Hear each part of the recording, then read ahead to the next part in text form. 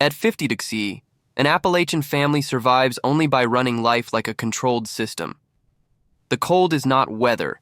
It is a constant energy tax that punishes moisture, wind exposure, and confusion. Add the presence of large numbers of black bears, and the priorities shift even further toward odor discipline, concealment, and timed movement. The prompts outline a practical sequence that is less about drama and more about procedure.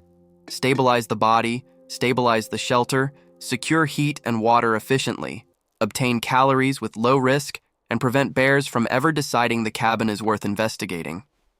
Their day begins with a cold injury check before anyone works. In extreme cold, frostbite can start without pain, so they inspect fingertips, toes, ears, cheeks, and the sun's circulation first. Only after that do they move, resealing cuffs, collars, and face coverings. Breath management matters too. Covered mouths warm inhaled air and reduce moisture loss, which helps prevent dehydration and fatigue, both of which accelerate heat loss. Inside a log cabin, the first survival goal is draft control. They treat the cabin like a thermal container, chink gaps between logs, hang blankets over windows, and create an interior door layer so heat doesn't bleed into a single large volume. The stove is kept small and steady. Big fires waste fuel and create smoke and scent. They want coals, not flames. They bank heat with warmed stones and stage firewood in a tight row so no one needs repeated trips outdoors. Every movement is designed to avoid sweat, because sweat collapses insulation and turns clothing into a cooling system. Water is produced with discipline. They melt snow in small batches under a lid, then wrap containers immediately to slow freezing. Spills are treated as emergencies. Wet fabric at 50 degrees C can lead to injury in minutes. Warm drinks are rationed, small sips to stabilize core temperature without overheating. Food is handled with the same restraint. Breakfast is minimal, measured, and followed by immediate cleanup. The reason is not only calorie control, it is odor control. In a bear-heavy environment, crumbs and cooking smells are invitations. The bear threat changes everything about how they live in the space.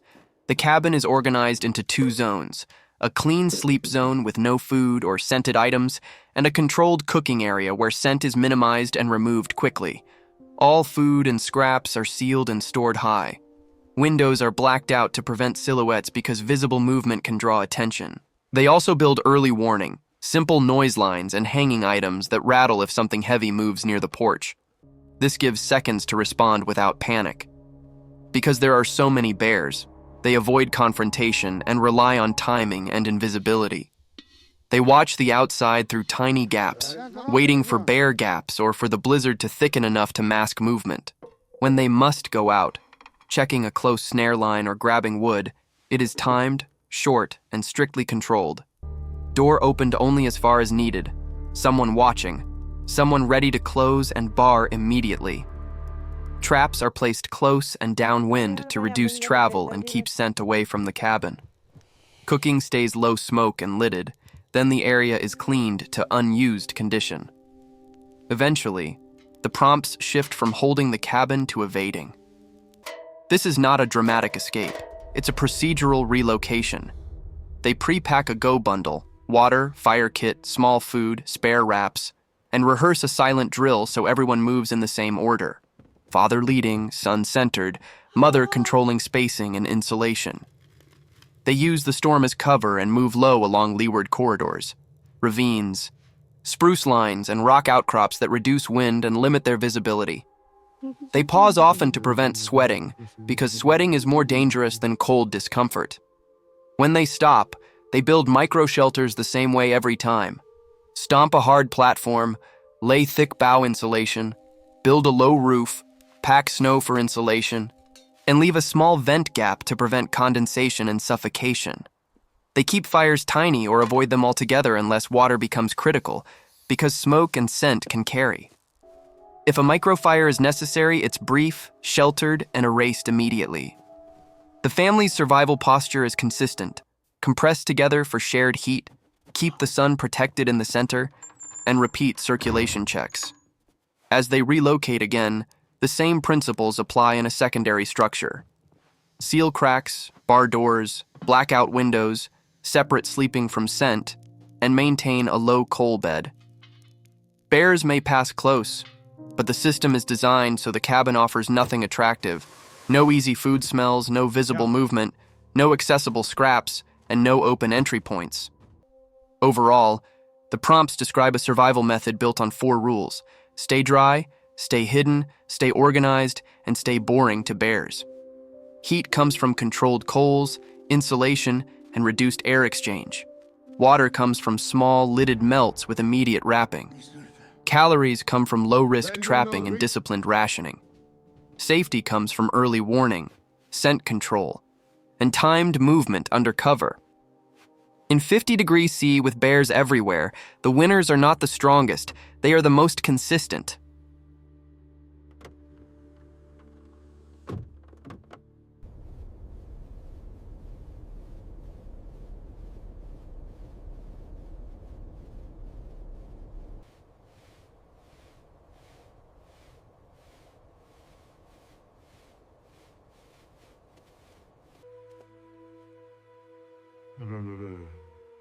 Hey.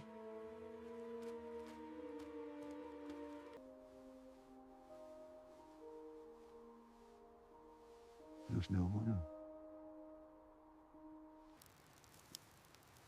Oh, yes, ma.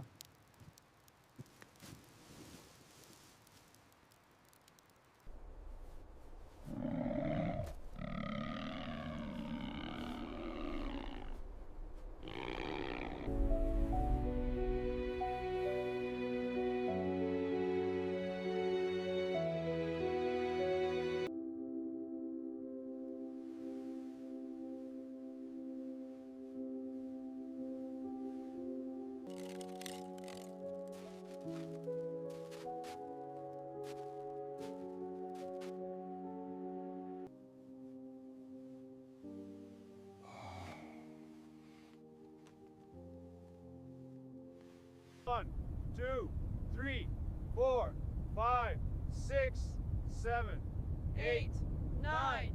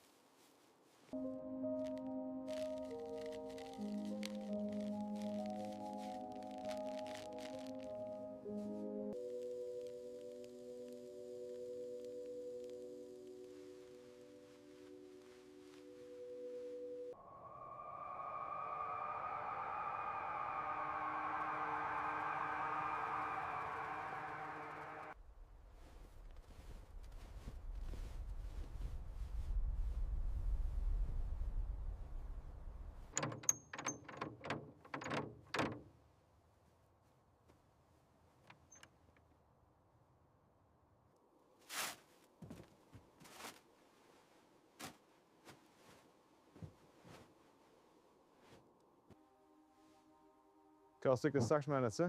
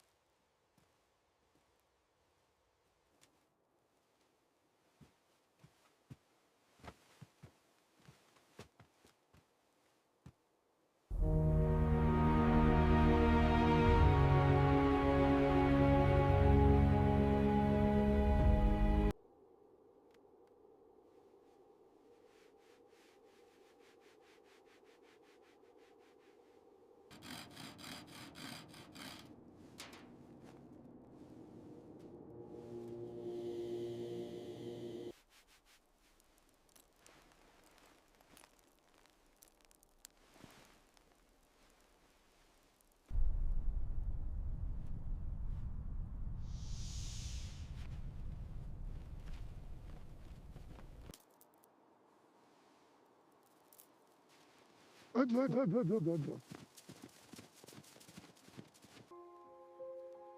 går en sikker på at semlingen i en kam går svensk til bibler. Så må du gå en der går skandi.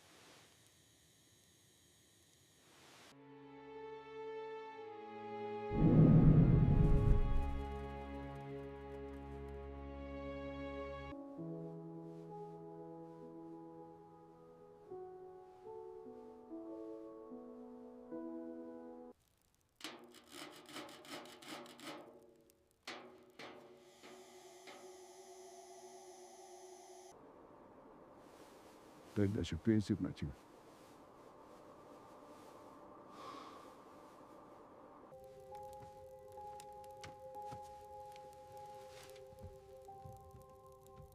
How the con you did make no